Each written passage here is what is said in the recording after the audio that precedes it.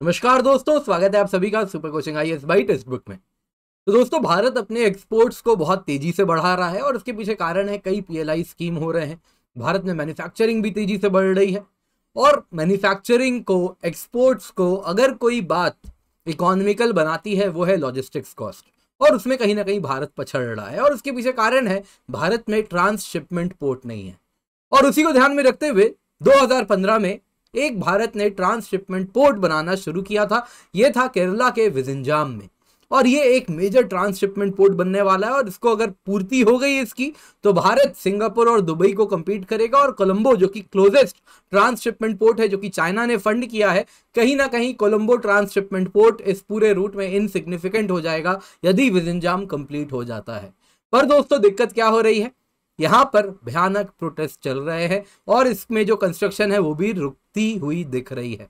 और इसके पीछे चर्च सामने दिख रहा है। चर्च के द्वारा अगर आप देखें तो ये प्रोटेस्ट रन किए जा रहे हैं। आप देख सकते हैं, मेरे शब्द नहीं है, अखबार में आप देख सकते हैं, रिपीटेड न्यूज है, वहां पर आप देखें तो ये साफ साफ देखने मिल रहा है। यहां तक केरला के हाई कोर्ट में भी चर्च ने कहा था सरकार को कि हम इस प्रकार के प्रोटेस्ट में आगे से पार्टिसिपेट नहीं करेंगे। इन सब के बावजूद भी चर्च ने अपने जो उन्होंने प्रॉमिस किया था वो प्रॉमिस को तोड़ता हुआ प्रोटेस्ट करता हुआ दिख रहा है। तो आप देख सकते हैं, चर्च लेड प्रोटेस्टर्स जो विजिंजाम पोर्ट है वहां पर कंस्ट्रक्शन व्हीकल्स को रोक रहे हैं, पथराव कर रहे हैं और यहां तक कि रोड भी ऑब्स्ट्रक्ट कर दिया है। और वहीं चर्च ने भी कह दिया है कि जो पिनरई विजयन है, जो कि इस वक्त केरला के मुख्यमंत्री हैं, तो विजयन जी आज तक के वर्स्ट मुख्यमंत्री हैं, ऐसा उन्होंने कहा है हिस्ट्री में। तो इस प्रकार की भी बातें सुनने मिल रही। तो यहां पर हमें कुछ बातें जाननी है। सबसे पहले न्यूज में क्या है, नंबर 2, ये पोर्ट क्यों इतना इंपॉर्टेंट है, ट्रांसशिपमेंट पोर्ट बनाने की क्या जरूरत है और क्या होता है, कुछ टर्म्स भी देखेंगे। साथ ही साथ चर्च इसके खिलाफ क्यों है, और पास्ट में भी चर्च ने कुछ ऐसा किया था जब उनके कहीं ना कहीं आप देखें तो एक मेजर प्रोजेक्ट को कहीं ना कहीं रोका गया था उनके द्वारा। तो क्या हुआ है, ये सारी बातों पर आज चर्चा करेंगे, बहुत ही इंपॉर्टेंट है, आप इसको अंत तक जरूर देखें। तो न्यूज में क्या है, न्यूज में है दोस्तों जो पोर्ट प्रोजेक्ट है विजिंजाम पोर्ट, ये आज का नहीं है, काफी पुराना प्रोजेक्ट है। उस वक्त कांग्रेस की गवर्नमेंट हुआ करती थी, उमेन चांडी जी मुख्यमंत्री हुआ करते थे। उन्होंने अडानी ग्रुप के साथ 7,525 करोड़ का डील किया था, जिसके अंतर्गत विजिंजाम पोर्ट बनवाना था। तब से अब तक कई रोड ब्लॉक्स एंड कंट्रोवर्सी से ये गुजर रहा है। प्रोटेस्टर्स ने, अभी रिसेंट की बात करूं तो नवंबर 22 को लैटिन कैथोलिक चर्च ने, जो लीड कर रहा है इन प्रोटेस्ट को, उन्होंने केरला हाईकोर्ट को एश्योरेंस दिया था कि आज के बाद से वो व्हीकल्स को ब्लॉक नहीं करेंगे जो भी विजिंजाम सी पोर्ट जा रहे हैं कंस्ट्रक्शन करने के लिए। लेकिन इस प्रॉमिस को तोड़ते हुए सैटरडे की बात है, आज की भी न्यूज आप देखेंगे, आप देख सकते हैं वहां पर प्रोटेस्टर्स गैदर हो गए हैं सी पोर्ट के दरवाजे पर और गाड़ियों को घुसने नहीं दे रहे हैं। वहां पर उन्होंने ब्लॉक भी कर दिया है, गाड़ियां गुजर नहीं पा रही हैं और कहीं ना कहीं ये इस इंफ्रास्ट्रक्चर कंस्ट्रक्शन प्रोजेक्ट को रोक रहे हैं। तो दोस्तों, ये पोर्ट क्यों सिग्निफिकेंट है, क्यों कहा जा रहा है ये सिर्फ एक साधारण पोर्ट नहीं है, ये पोर्ट से जुड़ा हुआ है भारत का भविष्य। तो क्या है इस पोर्ट में, आपको मैं बताता हूं दोस्तों। सबसे पहले ये एक deep water multipurpose international sea port and container transshipment terminal होने वाला है, जिसको अडानी कंस्ट्रक्ट करने वाला है, Adani Vizhinjam ports private limited. तो अगर आप देखें ये पोर्ट कंप्लीट होता है तो इंडिया का जो मैरीटाइम एम्बिशन है वो सिग्निफिकेंटली इनहैंस हो जाएगा। ये एक बार पोर्ट कंप्लीट हो गया तो इंडिया कोलंबो, सिंगापुर, दुबई, जो कि नियरेस्ट ट्रांसशिपमेंट पोर्ट्स हैं इस रूट में, उनसे कॉम्पीट करने लगेगा। तो इस वक्त सबसे पहले आपके मन में आएगा ये ट्रांसशिपमेंट पोर्ट क्या होता है, तो मैं आपको बताऊंगा, घबराइए मत। आपको मैं कहना चाहूंगा इसकी कुछ खूबी है, इसी साइट को क्यों चुना गया है। भारत में 7,500 किलोमीटर का तो सी कोस्ट है, तो फिर भी क्यों विजिंजाम चुना गया है, कुछ तो कारण होगा। देखिए, सबसे पहले जो ट्रांसशिपमेंट पोर्ट क्या होता है, जब आप वो समझ जाएंगे तब आप समझेंगे विजिंजाम क्यों इंपॉर्टेंट है। सबसे पहले देखिए ट्रांसशिपमेंट पोर्ट होता क्या है। अब अगर आप देखें, मान लीजिए कुछ सामान है जो कि मान लेते हैं हमें सिडनी ऑस्ट्रेलिया से भेजना है और इसको भेजना है दुबई भेजना है, या फिर पकड़ लेते हैं इसको, हमको मान लेते हैं कि इसको हमें नावा शेवा भेजना है मुंबई में। तो सिडनी से सामान आ रहा है, अब होगा क्या कि डायरेक्ट शिप्स तो है नहीं, तो ये सारी जो सामान है सिडनी से चढ़ाया जाएगा सिंगापुर के रास्ते में। सिंगापुर में बड़ी सी शिप जाएगी जो कि ट्रांसशिपमेंट पोर्ट है सिंगापुर, वहां पर जाके लगेगी और वहां से जाके सिंगापुर से ये आप अगर देखें तो नावा शेवा तक पहुंचेगी। तो इस प्रकार से ट्रांसशिपमेंट पोर्ट क्या होते हैं, ये बीच का काम करते हैं, सोर्स और डेस्टिनेशन को जोड़ते हैं। अब ट्रांसशिपमेंट पोर्ट की कुछ खासियत होनी चाहिए। सबसे पहले तो यहां पर बड़ी बड़ी शिप्स लगनी चाहिए। बड़ी शिप्स हर पोर्ट में नहीं लग सकती, क्योंकि शिप जितनी बड़ी होगी वो पानी में भी उतनी ही गहरी होगी। तो कम से कम काफी, इसको कहते हैं ड्राफ्ट, कितना नीचे तक पोर्ट में पानी, कितना गहरा पोर्ट है, वो होता है ड्राफ्ट। तो भारत में अगर हमें ट्रांसशिपमेंट पोर्ट बनाना है तो सबसे पहले तो गहरा ड्राफ्ट होना चाहिए। अब ये हर जगह अवेलेबल नहीं है, तो 20 से 24 मीटर का ड्राफ्ट हमें उपलब्ध हो रहा है विजनजाम में। इसके सिवा क्या होता है, ड्राफ्ट तो क्या है, हम गड्ढा कहीं भी कोड़ सकते हैं, लेकिन दिक्कत क्या होती है ना, लिटोरल ड्रिफ्ट चलती है। लिटोरल ड्रिफ्ट क्या होता है, कुछ इस प्रकार से पानी का करंट चल रहा है जो साथ में अपने साथ मिट्टी बहा रहा है, और ये मिट्टी क्या होगी, वहां पर जम जाएगी। अगर हमने गड्ढा कोड़ दिया तो वहां पर मिट्टी जम जाएगी और उस प्रकार से जल्दी वो गड्ढा भर जाएगा और ये जो ड्राफ्ट है वापस कम हो जाएगा। यानी रेगुलर खर्चा लगा रहेगा, ड्रेजिंग करते रहना होगा, तो वो ट्रांसशिपमेंट पोर्ट कहीं ना कहीं सस्टेनेबल नहीं होगा। तो ट्रांसशिपमेंट पोर्ट वही बन सकता है जहां पे इस प्रकार का जो ड्रिफ्ट है, लिटोरल ड्रिफ्ट, वो मिनिमल होना चाहिए। अब भारत में हर जगह ये अवेलेबल नहीं है, ये विजनजाम बहुत ही आइडियल लोकेशन होता है, तो इसी को ध्यान में रखते हुए विजनजाम चुना गया है। तो ये पोर्ट अगर आप देखो तो इस वक्त जो पहला फेज होगा उसमें 1 मिलियन TEU की कैपेसिटी रखेगा। तो 1 मिलियन TEU की कैपेसिटी क्या होती है, और यहां पर मेगा मैक्स शिप्स भी लग सकेंगे। तो अभी कुछ टर्म्स है, पहले आपको बता देता हूं। मेगा मैक्स शिप इस प्रकार के शिप है, इससे बड़े शिप कंटेनर शिप्स उपलब्ध नहीं होते। गीगा मैक्स इस वक्त जो कि थियोरेटिकल है। तो मेगा मैक्स शिप्स वो होते हैं जो कि 18,000 से 24,000 TEU की कैपेसिटी रखते हैं। TEU क्या होता है, 20 फुट इक्विवेलेंट। दोस्तों एक कंटेनर जो कि स्टैंडर्ड साइज का होता है वो 20 फुट का होता है। तो अगर मैं कहता हूं मेगा मैक्स में 18,000 से 24,000 TEU की कैपेसिटी है, मतलब कि उसमें 18,000 से 24,000 कंटेनर्स आ सकते हैं। तो इस प्रकार से इसको हम कहते हैं 20 फुट इक्विवेलेंट यूनिट।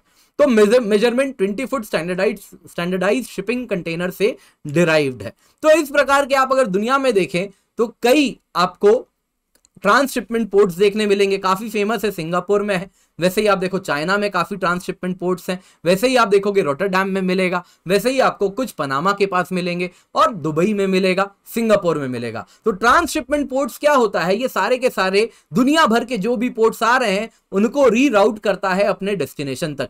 तो इस वजह से ट्रांसशिपमेंट पोर्ट्स यदि भारत में ही उपलब्ध हो जाए तो हमें एक्सपोर्ट करना है तो हमें बेकार चीजों को पहले कोलंबो भेज के दूर कहीं भेजने की जरूरत नहीं है। याद रखिएगा कोलंबो का transshipment port funded by China है, तो कहीं ना कहीं हम उस पर निर्भर नहीं करेंगे। वैसे ही हम सिंगापुर पर निर्भर नहीं करेंगे। हम क्या करेंगे, सीधा का सीधा अपना जो ट्रांसशिपमेंट पोर्ट होगा वहीं से हमें जो सामान जहां भेजना है डेस्टिनेशन तक हम भेज पाएंगे। तो इसलिए ये इसकी इंपॉर्टेंस है। इसकी जो कैपेसिटी होने वाली है ये 6.2 मिलियन TEU की हो जाएगी सेकेंड फेज तक।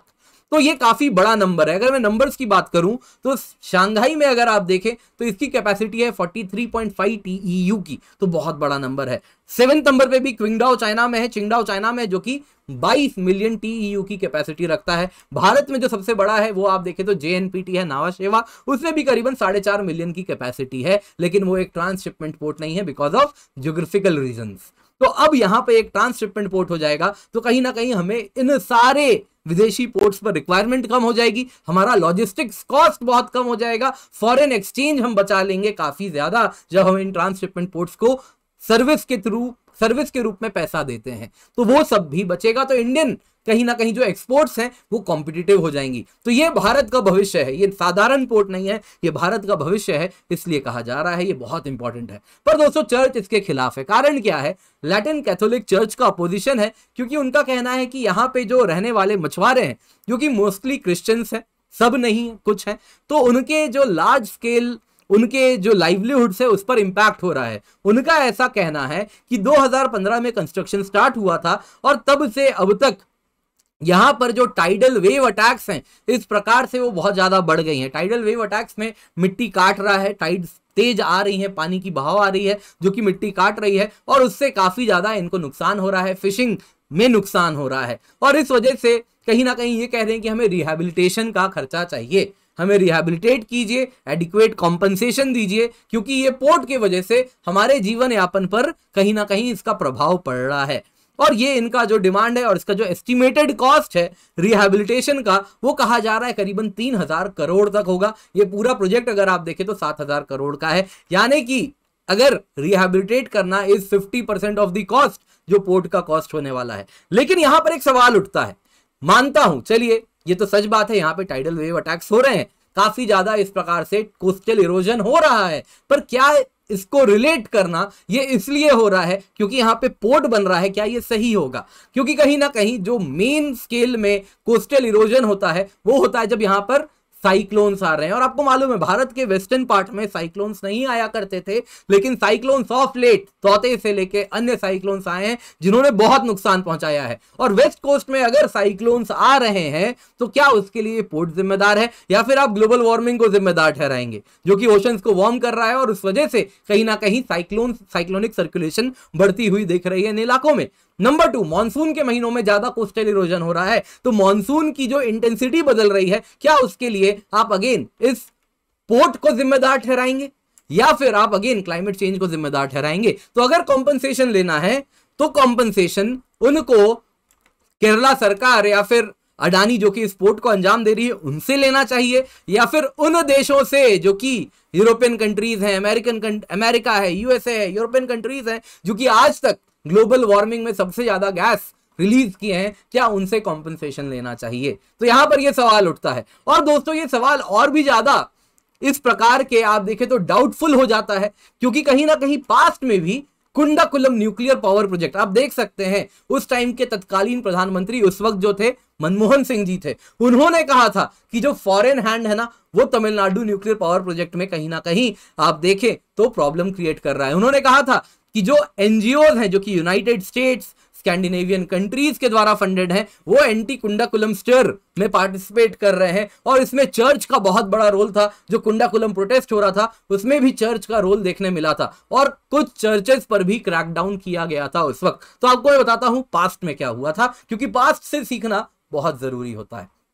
तो बात है कुंडाकुलम न्यूक्लियर पावर की, तो ये तमिलनाडु में कंसेप्चुअलाइज किया गया था। 6,000 मेगावाट का इंडिया का लार्जेस्ट न्यूक्लियर पावर प्लांट होगा। अभी भी बस 2,000 मेगावाट ऑपरेशनल है, 4,000 मेगावाट अंडर कंस्ट्रक्शन है। इसका कंस्ट्रक्शन 2002 में स्टार्ट होता है, लेकिन तब से ये प्रोमिनेंट प्रोटेस्ट के अंदर घिर जाता है। इसमें एसपी उदय कुमार इसके पूरे के पूरे एंटी कुंडाकुलम मूवमेंट के लीडर बनकर उभरते हैं और उसी में आईबी रिपोर्ट आता है जिसके मुताबिक उदय कुमार को अमेरिकन एंड जर्मन एंटिटीज के द्वारा फंड किया जा रहा है और पर्पस है इंडिया में रशिया बैक्ड इस प्रकार का Kudankulam nuclear power plant construct ना हो। और उसके बाद से जो चर्चेस का रोल था उसको ध्यान में रखते हुए आप देख सकते हैं तो द्रविडियन क्रिश्चियनिटी प्रोजेक्ट के अंदर जो काम कर रहे हैं उनको आइडेंटिफाई किया गया था और 4 एनजीओज पर क्रैकडाउन किया गया था। ये काफी पुरानी बात है, 2012 की बात है जब मैं आपको सुना रहा हूं। तो 4 एनजीओज पर उस पर क्रैकडाउन किया गया था। उन पर एलिगेशन था कि इनको फॉरेन फंडिंग हो रही है।